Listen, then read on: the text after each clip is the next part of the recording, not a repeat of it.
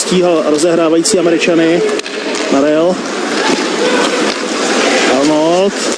Ale bohužel přeci jenom se dokázali Američané prosadit TJ Tynan, protože přesilovka 5minutová nekončí střeleným gólem.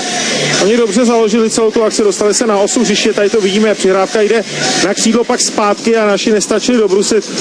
Věnoval jemu, tak Tynan koukal na Kotouč a už se nestačil.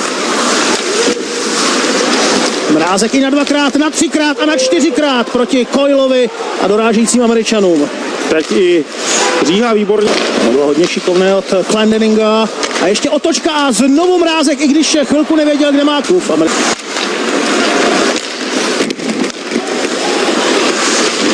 Šikovná rozehrávka, teď je to 2-1. Říha tam přišel na pomoc, ale je to gól, no tak tomu se říká zakončení ze zoufalství. Tomáš Filipi tak dlouho chtěl přihrát, až navezl. A Filipi zůstal u toho levého nebo pravého betonu úplně sám. Tady vidíme tu situaci úplně v začátku špatně odhadl jeden z amerických hráčů obranu. Teď vidíme Filipiho, který poslal jenom takový kotouč do betonu. Britský brankář zvedl beton, Campbell nadzvedl ten beton, protože nevěděl, kde má kotouč, chtěl se podívat tím. Arnold. Tynan. Narel, který už naskočil do hry a Arnold doráží kotouč, který Mrázek. Ten kotouč se přesouval z jedné strany na druhou a naše obrana se trochu zahleděla. Tady vidíme Jiřího Říhu, který se vlevo vytahuje hodně vysoko na hráče, tam zůstal úplně sám. Chyběl právě Jiří Říha, který vyklekával tu střelu. Jako náhodnou nahrávku, kterou zkouší Američané nás překvapit. No a teď zase dobře forčekujeme, teď obrovská šance a vyrovnáno, Hertl zachytil americkou rozehrávku a dává na 2-2. Skvěle! Na svého spoluhráče tady uvidíme Campbella, který nahrál obránci, ten zazmatkoval, dal to přímo na prostředek na Hertla, ten se řítil na branku. Skvělá backendová klička a střela pod tu horní radost. Tomáš Hertl, který dal 2 góly v tom úvodním utkání.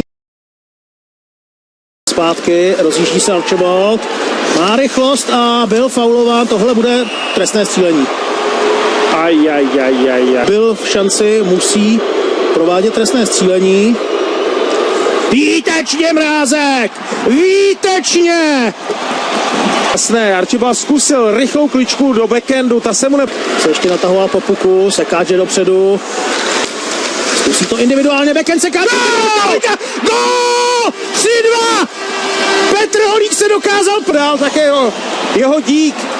Nebo hráči okamžitě mu děkují za to, že udržel ve hře. Tady uvidíme tu situaci. Po levém křídle se hrnul do útočné třetiny. Klička na střed, střela backendem a Holíkova dorážka. Fantastické zakončení toho výběru. Je naprosto zřejmá, jasná, protože tam byl... Tady vidíme tu obrovskou chybu, kdy stál nehlídal hráče. Watson tam byl úplně sám. Tady je připomínka toho, jak Mrázek chytil první trestné střílení na tomhle turnaji. Sám natlačit do brány, ale Nosek je dobře. Nosek, Filipi, obrovský! Je to 4-2! Je to 4-2! Tomáš Filipi dává druhou branku v dnešním utkání a Petr Mrázek jde slavit, protože teď už je český tým. Právka Spojených států byla hodně chybná. Nosek předložil ten kotouč znovu Filipimu, ten se do toho opřel. Který udělal tento muž, ale musím říct, že bojují o všechno. Teď to zkouší!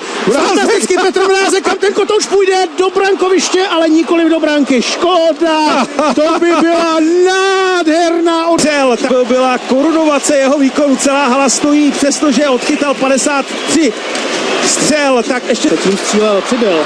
Ale tohle už by měla být jasná branka. Holík potvrzuje český postup do čtvrtfinále. Český tým konečně prolomil to, co ho pronásledovalo na světových šampionátech v téhle věkové kategorii v posledních korunovace toho výkonu.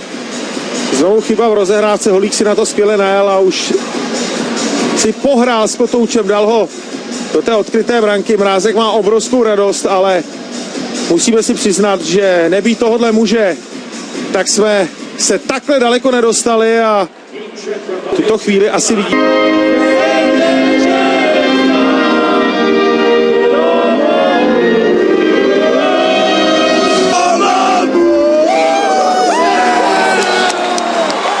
lepší hokejisté než zpěváci, ale tohle je čistá radost.